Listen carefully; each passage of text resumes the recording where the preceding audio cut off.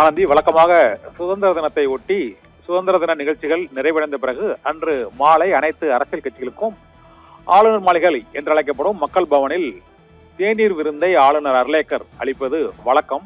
ஆனால் தமிழக பொறுப்பு ஆளுநராக இருக்கக்கூடிய அர்லேக்கர் கேரள மாநிலத்தில் சுதந்திர தின நிகழ்ச்சியில் பங்கேற்க செல்வதால் நாளை தேநீர் விருந்து நிகழ்ச்சி இல்லை என்று ஆளுநர் மாளிகை அதிகாரபூர்வமாக அந்த அறிவிப்பை வெளியிட்டிருக்கிறது. இது தமிழக அரசியலிலும் மிகுந்த முக்கியத்துவம் வாய்ந்ததாக கருதப்படுகிறது. நாளைய தேநீர் விருந்தில் பங்கேற்க போகக்கூடிய அரசியல் கட்சிகள் எவை என்ற ஒரு கேள்வி எழுந்திருக்கிறது. ஏனென்றால் டெல்லியில் நாடாளுமன்றத்தில் அந்த நிறைவு நாளன்றி மக்களவையில் சபாநாயகர் அளித்த தேநீர் விருந்தில் அங்கு திமுக எம்பி கனிமொழி கலந்து கொண்டது பாரதிய ஜனதா கட்சியுடன் கூட்டணியில் திமுக இருப்பதற்கான முதல் கட்ட நடவடிக்கையாக இந்த தேநீர் விருந்தில் பங்கேற்கிறது.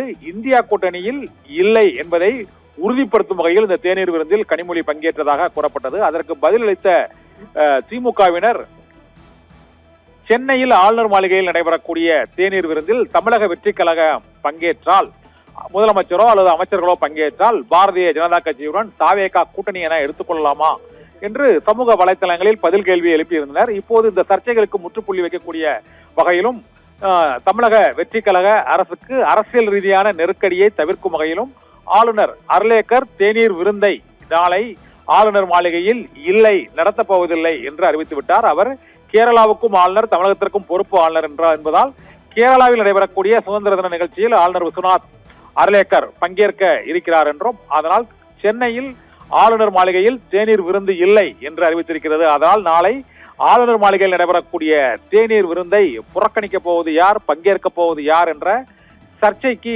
இப்போதைக்கு தற்காலிக முற்றுப்புள்ளி வைக்கப்பட்டிருக்கிறது. ஏனென்றால் தேநீர் விருந்தே இல்லை என ஆளுநர் மாளிகை அறிவித்து விட்டது. நாளை சுதந்திர தின நிகழ்ச்சிகளை பின்னர் வழக்கமாக நடைபெறக்கூடிய ஆளுநரின் தேநீர் விருந்து நாளை நடைபெறாது என்று ஆளுநர் மாளிகையில் இருந்தே அதிகாரபூர்வமாக அந்த விளக்க அறிவிப்பு வெளியிடப்பட்டிருக்கிறது. ஆனந்தி.